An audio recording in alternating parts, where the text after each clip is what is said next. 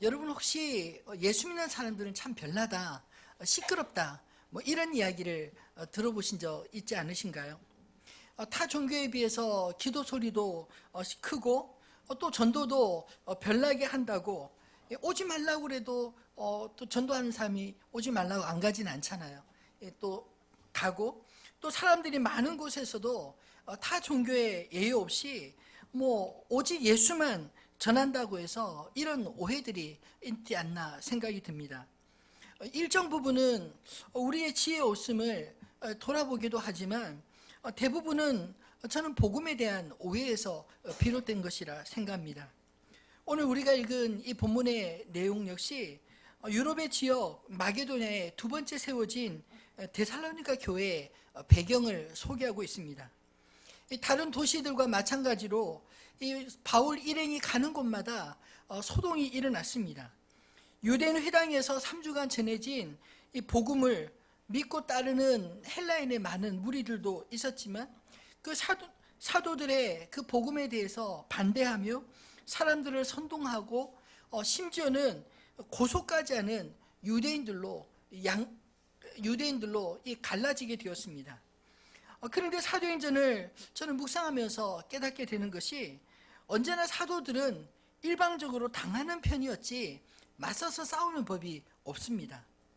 늘 이렇게 당하기 때문에 그들이 전하는 이 복음도 언젠가는 금방 시들어버리고 사라져버릴 것 같은데 놀랍게도 그들이 목숨 걸고 전한 복음은 2000년이 지난 오늘에도 사라지지 않고 오늘 저와 여러분에게까지 전해졌으니 참으로 놀랍지 않습니까? 교회는 핍박 속에서 사라지지 않고 오히려 그 생명력은 깊은 뿌리가 되어 더 넓은 곳으로 생명력을 펼쳐나갔습니다. 저는 오늘 말씀을 묵상하면서 이 복음이 전해지는 곳마다 어김없이 나타나는 현상과 같은 이 소동의 원인이 무엇인지, 왜 이런 일이 일어나는지 곰곰이 묵상해 보았습니다. 도대체 왜 복음이 전해지는 곳마다 이런저런 소리들이 끊임없이 일어날까요? 과연 우리가 전하는 복음이 문제가 있어서인지 아니면 전하는 방식이 잘못되어서인지 도대체 소동 없이는 복음은 전해지지 않는 것일까요? 말씀을 묵상하면서 저는 그 답을 찾고자 했습니다. 그리고 오늘 본문 속에서 일어나는 이 소동의 원인과 진실을 발견하게 되었습니다. 우리가 복음을 전하고 예수를 믿는 가운데 만날 수 있는 이런 여러 가지 소동에 대해서 오늘 말씀을 통해서 우리 마음에 정리가 되고 또한 우리가 담대히 복음을 전하는 자로 저와 여러분이 세움받을 수 있기를 주님의 이름으로 축원합니다. 복음이 전해지는 곳마다 일어나는 소동의 원인은 다름 아닌 복음 전하는 자들의 영혼에 사랑하는 그 마음 때문에 시작된 것이라 생각합니다. 만약 사도들이 복음 때문에 일어나는 그런 반대자들의 소동이 싫고 또 무서워서 만약 복음을 전하지 않는다면 어떤 일이 일어날까요? 아마 사도행전에 이런저런 소동들은 가는 곳곳마다 일어나지 않을지 모르나 동시에 복음을 듣고 구원받는 영혼들도 없지 않았을까요? 아무 일도 하지 않으면 아무 일도 일어나지 않습니다. 아니 더 정확하게 말한다면 하나님을 믿는 사람들이 이 세상을 위해 아무 일도 하지 않으면 세상은 아무 일도 일어나지 않는 것이 아니라 인간의 죄악으로 말미암은 심판의 결과들이 언젠가 직면하게 되지 않겠습니까? 복음을 우리가 전하는 이유는 이 복음이 우리를 죄로 인해 죽을 수밖에 없는 영혼들을 생명의 길로 인도하여 내기 때문입니다. 오늘 본문의 이야기는 데살로니가에서 바울 일행이 보낸 이 3주간의 비교적 짧은 시간에 데살로니가 교회가 어떻게 세워졌는지 그 배경을 소개하고 있습니다. 저는 말씀을 묵상하면서 도대체 이 3주 동안 무슨 일이 있었기에 이 데살로니가 성에 소동도 일어나고 또 그 소동이 가운데서도 그곳에서 그 여러 핍박과 고난 속에서도 흔들리지 않는 하나님의 교회가 탄생할 수 있었을까? 참 궁금했습니다.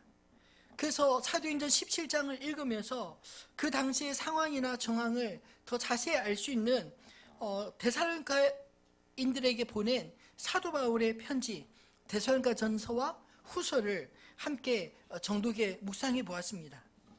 이 데살로니가 전서와 후서를 보면서 이 짧은 시간 동안 한 교회가 탄생하는 것이 결코 우연이 아니었구나 하는 사실을 깨닫게 되었습니다.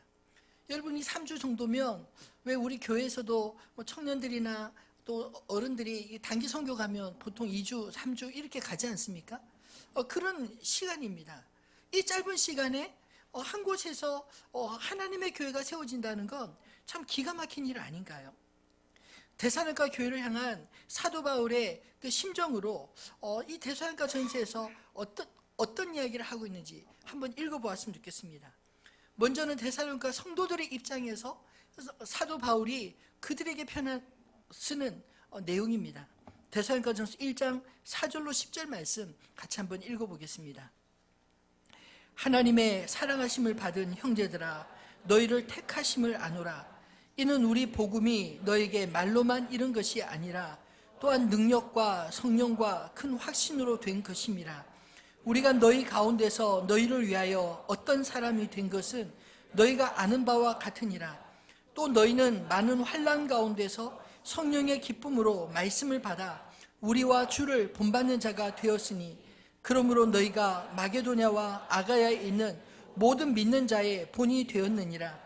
주의 말씀이 너희에게로부터 마게도냐와 아가야에만 들릴 뿐 아니라 하나님을 향하는 너희 믿음의 소문이 각처에 퍼졌으므로 우리는 아무 말도 할 것이 없노라. 그들이 우리에 대하여 스스로 말하기를 우상을 버리고 하나님께로 돌아와서 살아계시고 참되신 하나님을 섬기는지와 또 죽은 자들 가운데서 다시 살리신 그의 아들이 하늘로부터 강림하실 것을 너희가 어떻게 기다리는지를 말하니, 이는 장래의 노하심에서 우리를 건지시는 예수시니라. 아멘.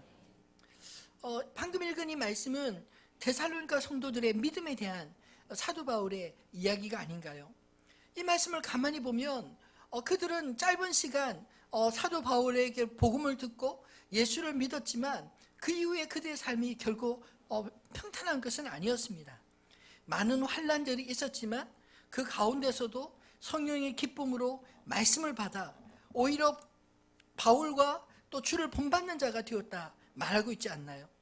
뿐만 아니라 마게도냐와 아가야 지방의 모든 믿는 자들의 본이 될 정도로 신실한 믿음을 가진 자들이다 라고 이야기합니다. 그들이 예수를 믿는다는 것은 그들의 과거로부터의 단절을 의미하기도 합니다. 그래서 9절에 보면 그들이 어떻게 우상을 버리고 하나님께로 돌아와서 살아계시고 참되신 하나님을 섬기는지, 그리고 마지막 죽은 자들 가운데 다시 살리신 이 부활하신 예수님을 어떻게 기다리는지 그 믿음에 대해서 자세하게 이야기하고 있습니다. 그들의 믿음이 결코 얕지 않다는 것이죠. 그런데 2장 7절로 12절에 보면 이제 바울과 실라와 디모데가 어떻게 그들에게 복음으로 나아갔는지를 이 사도들의 입장에서 기술하고 있습니다. 한번 제가 읽어보겠습니다. 우리는 그리스도의 사도로서 마땅히 권위를 주장할 수 있으나 도리어 너희 가운데서 유순한 자가 되어 유모가 자기 자녀를 기름과 같이 하였으니 우리가 이같이 너희를 사모하여 하나님의 복음뿐 아니라 우리의 목숨까지도 너에게 주기를 기뻐함은 너희가 우리의 사랑하는 자 됨이라. 형제들아, 우리의 수고와 애쓴 것을 너희가 기억하리니 너희 아무에게도 폐를 끼치지 아니하려고 밤낮으로 일하면서 너에게 하나님의 복음을 전하였노라. 우리가 너희 믿는 자들을 향하여 어떻게 거룩하고 옳고 흠없이 행하였는지에 대하여 너희가 증인이요 하나님도 그러하시도다. 너희도 아는 바와 같이 우리가 너희 각 사람에게 아버지가 자기 자녀들에게 하듯 권면하고 위로하고 경계하노니, 이는 너희를 부르사 자기 나라와 영광이 이르게 하시는 하나님께 합당히 행하게 하려 함이라. 여러분, 이 말씀을 읽으면서 어떤 느낌이 드시나요? 비록 짧은 3주간의 만남이었지만 이렇게 견고한 신뢰와 사랑이 싹틀 수 있었던 그런 이유들이 충분히 느껴지지 않습니까? 사도 바울이 그들에게 나아갈 때 그들은 목숨을 걸고 나아간 것입니다. 하나님을 사랑하고 그들을 향한 그 사랑 때문에 자기의 목숨을 내어주기까지 기뻐하였다라고 이야기합니다. 마치 엄마와 아비의 심정으로 그들을 권면하고 또 그들을 위해서 정말 자신을 온전히 내어주는 사랑. 특별히 본문에 보면 그들에게 폐를 끼치지 않으려고 그 3주간의 일정 동안 그 바쁜 중에도 자신들이 하고 있는 장막업을 하면서 열심히 일하고 그리고 그들에게 부지런히 복음을 전하였다. 단지 이 복음이 말로만 전해진 게 아니라 삶으로 온전히 보여진 것이라 이렇게 말하고 있지 않나요? 여러분, 복음은 우리 입술로만 전해지는 것이 아닙니다.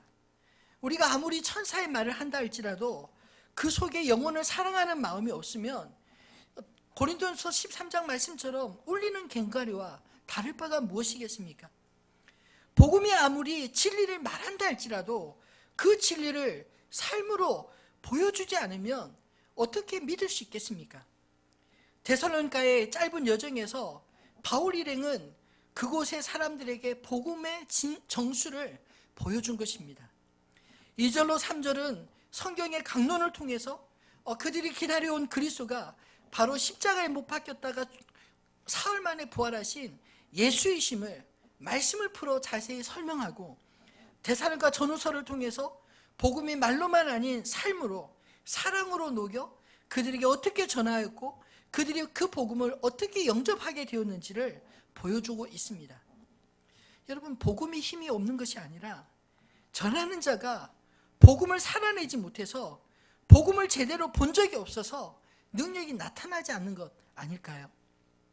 초대교회의 고난과 핍박 가운데서도 목숨 걸고 믿어온 성도들의 신앙과 또 사도들의 목숨 건 복음 전도를 묵상하면서 목사인 제가 참 부끄러웠습니다. 성도들이 변하지 않는다고 탓할 것이 아니라 목회자가 먼저 이렇게 살지 못했구나, 이렇게 보여주지 못했구나 깨닫게 되니 한없이 부끄럽고 회개가 절로 나왔습니다. 여러분, 복음은 우리의 영과 육을 살리는 능력이 있는 줄 믿으시기 바랍니다.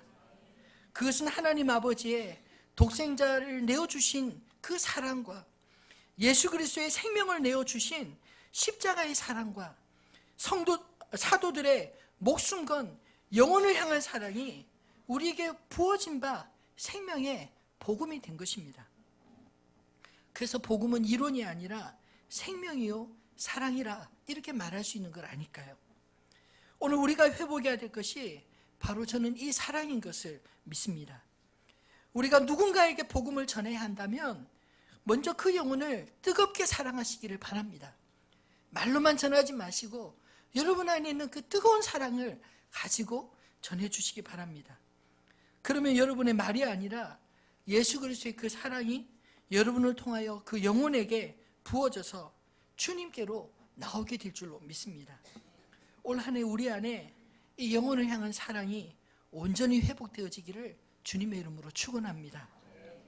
두 번째로, 복음이 전해질 때 일어나는 소동은 사실 전하는 자들 때문에 생긴 게 아니라 믿는 자들을 방해하는 불신자들에 의해 생겨난 것입니다. 오늘 본문의 4절까지는 데살로니가의 복음이 어떻게 전해지고 또 어떤 사람들이 믿음으로 주께 돌아왔는지를 소개하고 있습니다. 그런데 5절 이하의 말씀은 사도들의 그 영혼을 사랑하는 수고와 복음의 증거에 방해하는 사람들의 이야기가 소개되고 있지 않습니까? 그들이 이렇게 반대하는 이유가 무엇이었을까요? 5절에 보면 그러나 유대인들은 시기하여 라고 이야기합니다. 유대인 회당에서 바울이 복음을 증거했을 때 말씀을 듣고 주께로 돌아온 대부분의 사람들은 헬라인으로서 유대인의 유대교로 회심했던 사람들이었습니다. 그들 역시 회당에 있는 동안 예루살렘에서 예수라는 분이 계셨고 그분이 십자가 못 박혀 죽으셨고 또 그의 제자들이 오순절날 그들이 예수님이 살아났다고 증거하는 그런 이야기들을 그들이 듣고 알고 있지 않았을까요? 사도 바울은 그들도 알고 있는 이 예수라는 분이 바로 성경 구약에서부터 예언했던 메시아 구원자이심을 그렇게 증거했습니다. 그때 헬라인들은 돌아왔지만 오늘 본문에 보니까 유대인들은 오히려 더 적극적으로 반대했다라고 이야기를 하고 있습니다. 왜일까요? 아마도 유대인들의 입장에는 그것이 마치 자신들의 영역을 침범해서 그들의 사람들을 빼앗아간다, 이런 생각을 했던 것은 아닐까요?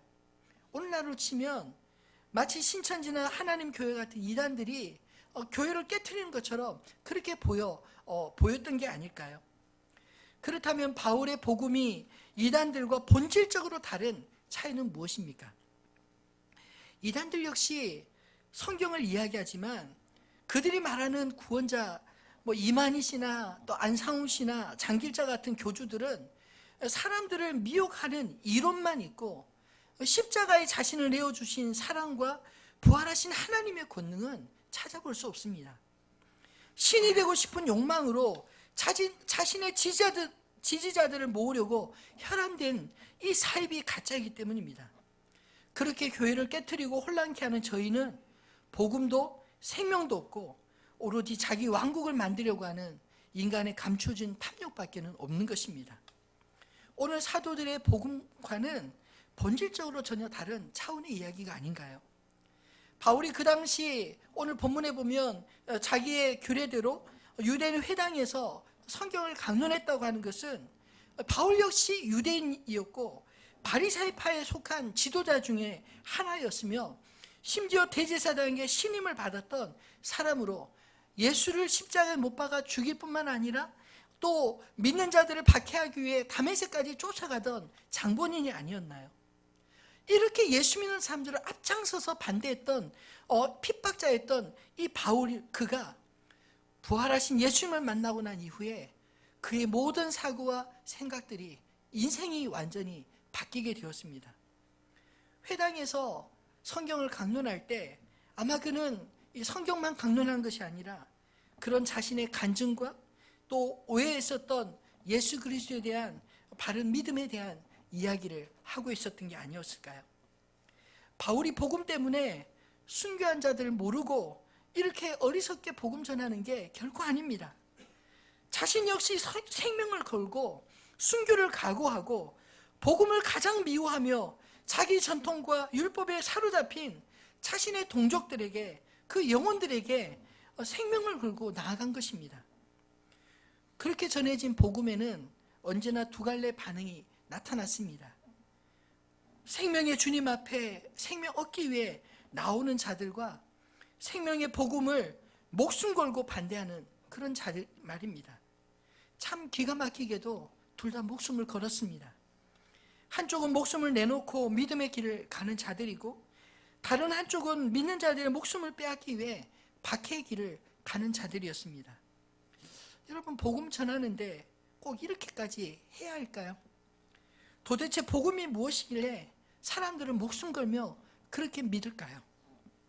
예수님은 요한복음에 이렇게 복음 앞에서 나눠질 상황을 미리 예견하시고 말씀하셨습니다. 요한복음 3장 20절로 21절입니다. 악을 행하는 자마다 빛을 미워하여 빛으로 오지 아니하나니 이는 그 행위가 드러날까 하며 진리를 따르는 자는 빛으로 오나니 이는 그 행위가 하나님 안에서 행한 것임을 나타내려 하시니라. 악인은 결코 자신의 악이 세상에 드러나는 것을 원하지 않습니다. 마치 어둠이 빛 앞에 자신의 행위가 드러날 것을 두려워 빛을 몰아내려고 하는 것과 같은 일들이 복음 전하는 곳곳마다 나타나게 될 것이다 라고 말씀하신 것입니다. 또 요한복음 7장 7절과 15장 18절로 19절 말씀해 보면 복음 전하는 자들이 당할 미움의 원인이 무엇인지 밝히 말씀하셨습니다. 세상이 너희를 미워하지 아니하되 나를 미워하나니 이는 내가 세상의 일들을 악하다고 증언함이라. 세상이 너희를 미워하면 너희보다 먼저 나를 미워한 줄 알라. 너희가 세상에 속하였으면 세상이 자기의 것을 사랑할 것이나 너희는 세상에 속한 자가 아니요 도리어 내가 너희를 세상에서 택하였기 때문에 세상이 너희를 미워하느니라. 사랑하는 성도 여러분, 여러분이 예수를 믿게 된 것 하나님께 택함 받은 줄을 믿으시기를 바랍니다. 복음에 반응하고 전하는 것은 우리가 잘못한 것이 아니라, 잘못된 것이 아니라 세상의 빛으로 나오지 못하는 것은 그들의 악이 드러날까 두려워하여 빛을 미워하기 때문이라 말씀하셨습니다. 오늘 본문도 자세히 읽어보십시오. 바울 일행이 데살로니가 성을 소동케 한 것이 결코 아닙니다. 원인은 예수 그리스도를 향한 사랑과 영혼을 향한 사랑의 복음이었을지 모르지만 실제로 소동은 바울 일행을 시기하던 유대인들에게서 나오지 않습니까?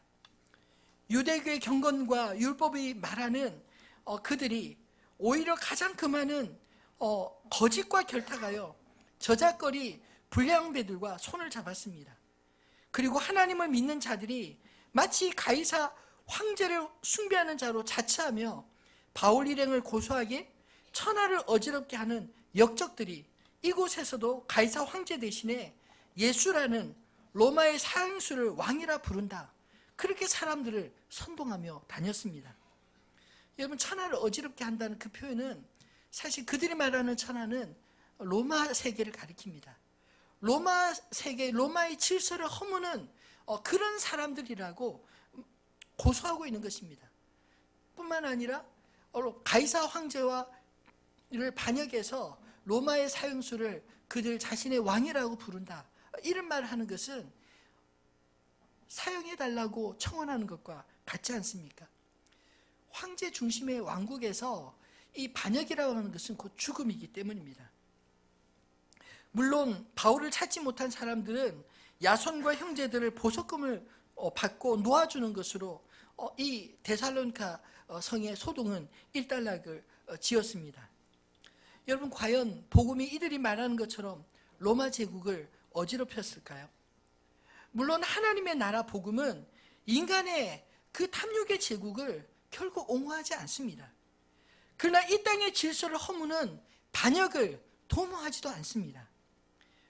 오직 하나님의 걸작품인 인간이 스스로 멸망의 길로 가지 않도록 진리의 빛을 비추고 악의 구렁이에 빠진 자들을 구원하신 생명의 주를 전하고 그 생명으로 살도록 가르치고 있지 않습니까? 이 길은 좁고 또 좁은 문을 향해 있습니다. 예수님은 생명의 길을 산상설교 가운데 이렇게 말씀하셨습니다. 마태복음 7장 13절 14절 말씀입니다. 한번 같이 읽어보겠습니다. 좁은 문으로 들어가라. 멸망으로 인도하는 문은 크고 그 길이 넓어 그리로 들어가는 자가 많고 생명으로 인도하는 문은 좁고 길이 협착하여 찾는 자가 적음이라. 아멘. 여러분, 요즘 세상은 다수결의 원칙, 다수의 민의가 세상의 움직이는 힘이다, 이렇게 생각하지 않습니까? 성경의 생각은 다릅니다. 많은 사람이 모여있다고 옳은 게 아닙니다. 넓은 문이 생명이 있는 것이 아니라는 것입니다. 영문도 모른 채 멸망의 길, 죄로 인한 심판의 길로 가는 사람들이 훨씬 더 많다고 이야기를 합니다. 그러나 생명으로 인도하는 문은 좁습니다. 찾는 사람도 적다고 하셨습니다. 설사 믿지 않는 사람들이 많고 방해하는 자들이 있다 할지라도 여러분, 그 생명의 길을 포기하시겠습니까? 길과 진리와 생명 되신 예수를 우리의 생애에 결코 포기하지 않는 저 여러분 되시기를 주님의 이름으로 축원합니다. 말씀을 맺겠습니다. 데살로니가에 있었던 이 소동은 믿는 사람들이 별나서 그들에 의해서 일어난 것이 결코 아니었습니다. 어둠의 세력들의 최후의 발악이었습니다. 여러분, 악에게 지지 말고 손으로 악을 이기시기를 바랍니다. 여러분 안에 있는 복음, 소동에 무서워 후퇴하지 마시기를 바랍니다. 저는 데살로니가서를 묵상하면서 비록 짧은 3주간의 전도 기간이었지만 그들 안에 얼마나 간절한 사랑과 믿음이 있었는지 읽혀졌습니다.